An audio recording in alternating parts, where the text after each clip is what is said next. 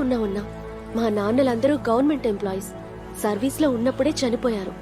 Government కూడా వారసులకు ఉద్యోగం ఇస్తామని అనౌన్స్మెంట్ చేసింది. కానీ ముదనష్టపు కలెక్టర్ ఆర్డర్స్ మీద సంతకం పెట్టడం లేదు. అరే లోపలికి వెళ్ళి అడుగమ్మా. ఏ దేశంలో ఉన్నావన్నా? కలెక్టర్నా? కష్టపడి ప్యూర్ని అడుక్కుంటే తహసీల్దార్ని మాత్రం కలవగలిగాం. ఆయన ఒక పోస్టింగ్ కి 5 లక్షల రూపాయలు లంచం అడుగుతున్నారు. మీదున్న కలెక్టర్ వరకు వాటా ఇవ్వాలట. ఉద్యోగం వచ్చాక బోల్డ్ అంత సంపాదిస్తారు కదా అని డైలాగులు కొడుతున్నారు. ఈ రోజు వరకు నిరాహార దీక్షలని ధర్నాలని మేము చెయ్యని పోరాటం లేదు. నమ్మకం నశించిపోయి పేరుకి రోజు ఇక్కడికొచ్చి కూర్చుంటున్నాం. నువ్వు ఆ పేపర్స్ ఇవ్వమ్మా, నేను లోపలికి వెళ్ళి మాట్లాడతాను. అందుకే అన్నా నువ్వు మాకు సాయం చేస్తావని. అయినా వద్దు.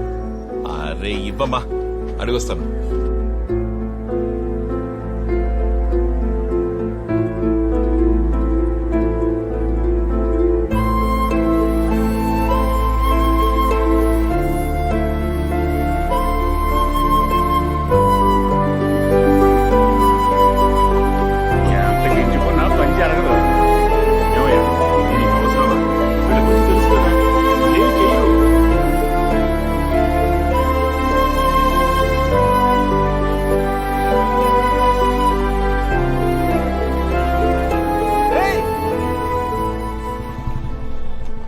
ఏంటి గోపాలం, ఇక్కడేం చేస్తున్నావు?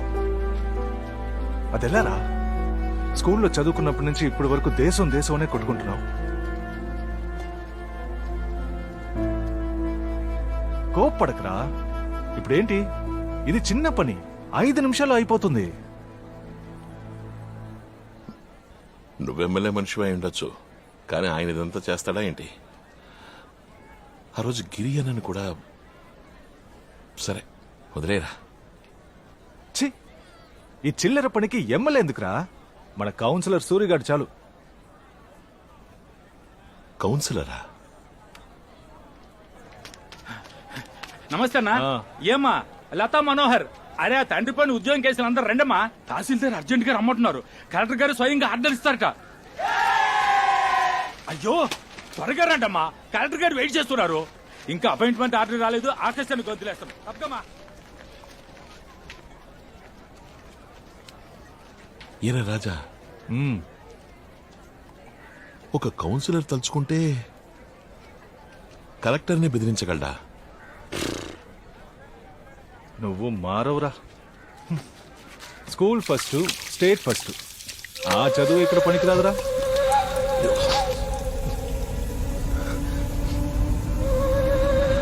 నిన్న రాత్రి నుంచి అందరికీ ఫోన్లు, ఎవరూ తెలియట్లేదు. నోటికి వచ్చినట్టు అసహ్యంగా బూతులు మాట్లాడుతున్నారా. మనం వెంటనే ఆర్గానిక్ ఫార్మింగ్ ని అన్నిటినీ ఆపేయాలట, లేదంటే చాలా బాబు నమస్కారం. మళ్ళీ చేస్తాను, చెప్పండి. మిగతా వాళ్ళందరికీ వేరేలా చెప్పాం, కానీ మీరే కదా మెయిన్. బాబు మనసు పెడితే సమస్య తీరిపోతుంది. అర్థం కాలేదు. మీరు గుంపుగా కలిసి ఎంతో మంచి చేస్తున్నారు, అభినందనలు. కానీ ఈ ఆర్గానిక్ వ్యవసాయం మాత్రం వద్దు, వెంటనే ఆపేయండి. నాలాంటి వాళ్ళు ఇబ్బంది పడుతున్నారు.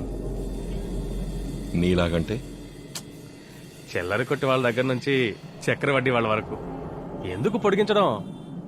మీరెలాగైతే మెయినో ఆ టైప్లో వీళ్ళందరికీ నేనే మెయిను. అందుకే మెయిను డైరెక్ట్ గా కలిస్తే అన్ని సమస్యలు తీరిపోతాయని. చాలు బాబు, ఇక తగ్గండి. తగ్గనంటే? ఈ రోజు శుక్రవారం, మంచి రోజు నాడు చెడు మాట్లాడకూడదు. తగ్గండి. కాదన్నా మీరు తగ్గేలా చేస్తాం. వస్తాను బాబు. కృత్రిమంగా పొలాల్లో ఎరువులు వేయడం వల్ల మన మన్ను నీరే నాశనం అవుతున్నాయి. కొర్రలు, సజ్జలు, రాగులు, జిల్లేడు, వేప, అడదొడ లాంటి పంటల్ని ముందు పొలంలో పండించి ఆ తర్వాత వాటిని పీకేసి భూమిలో నాటి నాగలతో దున్నితే సహజమైన నైట్రోజన్ శక్తి లభిస్తుంది. పొలం నాశనం అయిపోయింది గోపాలం. కెమికల్ ని కలిపి మిషన్ పెట్టి దున్నారు. ఇక గడ్డి పోచ కూడా మొలవదు.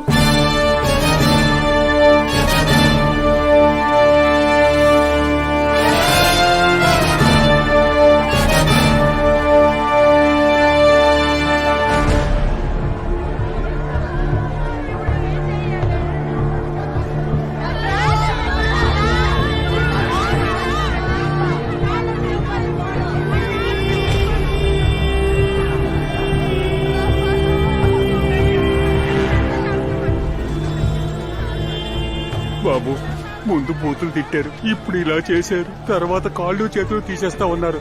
ఆ తర్వాత ఏం జరుగుతుందో ఆ దేవుడికే తెలియాలి బాబు, ఆ దేవుడికే తెలియాలి.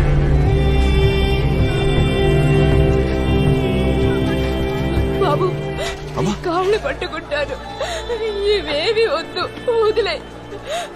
మమ్మల్ని ప్రశాంతంగా ఉండనివ్వు. నీతో పాటు వ్యవసాయం చేయాలనే కదా నా బిడ్డ అంత పెద్ద ఉద్యోగాన్ని వదిలేసి ఇక్కడికి వచ్చాడు. ఈ దారుణాన్ని భరించలేక ఊరేసుకున్నాడు. వెంటనే హాస్పిటల్కి తీసుకెళ్ళాం. ఏదో కనుక దుర్గమ్మ దయ వల్ల ప్రాణాలకి ఏ ప్రమాదం లేదన్నారు. దయచేసి ఆ చిన్న పిల్లల జీవితాలు పాడు చేయకయ్యా.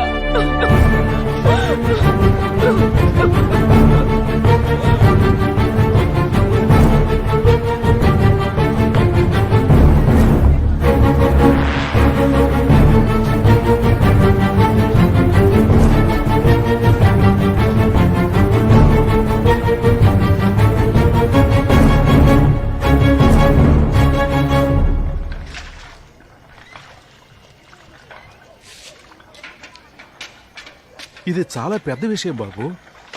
ఒకే సమయం అందరితో పగపించుకున్నాం.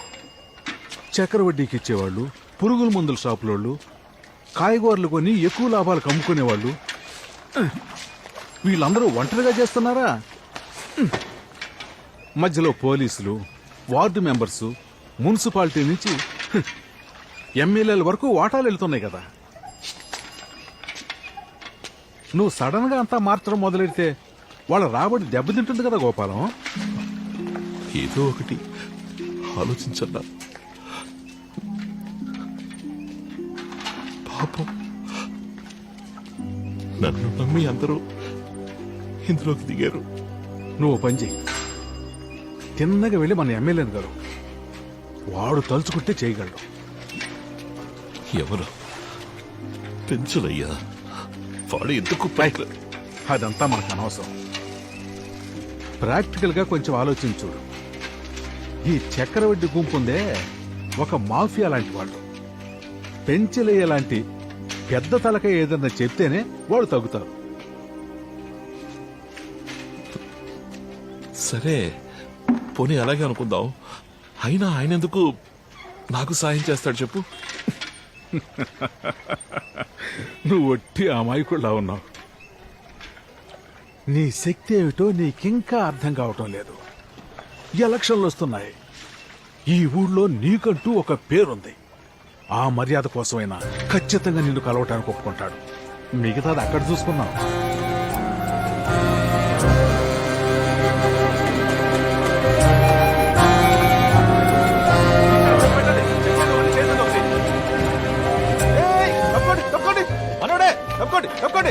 అలాగే బాబు. రా గోపాలం, ఏంటి ఇంత దూరం? ఎమ్మెల్యే గారిని నేను మీట్ అవ్వాలి. ఎమ్మెల్యేనా?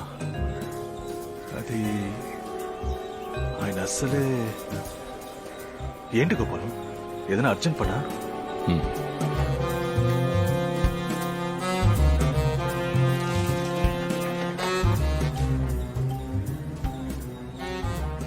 బాబు, చిన్నదాని ఇంత పెద్ద సహాయం అడుగుతున్నావేంటి?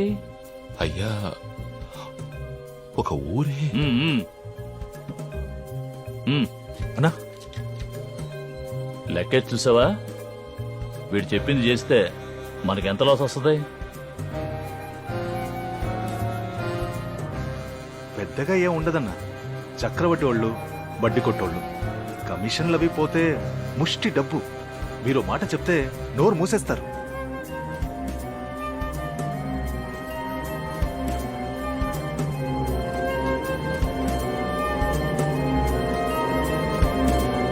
రామకృష్ణ, నిన్నటి సమస్య గోపాలకృష్ణ వచ్చాడు. దీన్ని ఇంతటితో ఆపే మాటిచ్చేశానయ్యా.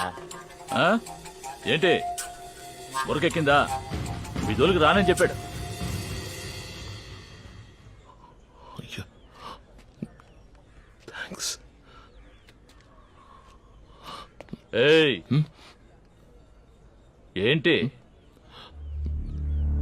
ఏంటయ్యా? ఏంటి వచ్చి పని కానిచ్చుకుని వెళ్ళిపోతున్నావు? అర్థం కాలేదయ్యా. ఏమిటి అర్థం కాలేదా? నువ్వు అడిగింది నేను చేసి పెట్టాను, నాకు నువ్వేం చేసి పెడతావు? కాదయ్యా, ప్రజల కోసం మీరు వారిని నియోజకవర్గం అంతా నువ్వు తెలిసే నీకు ఈ సాయం చేశాను. నాకు నువ్వేం చేస్తావో క్లియర్ గా చెప్పాడు. లేదనుకో మళ్ళీ ఫోన్ చేసి చెప్తే వాళ్ళందరినీ ఫుట్బాల్ ఆడుకుంటారు. అన్నా అన్నా అన్నా గురువా, మీరేంటి ఇంత దూరం వచ్చారు? ఆ గాయాలు కూడా ఇంకా నయం కాలేదు.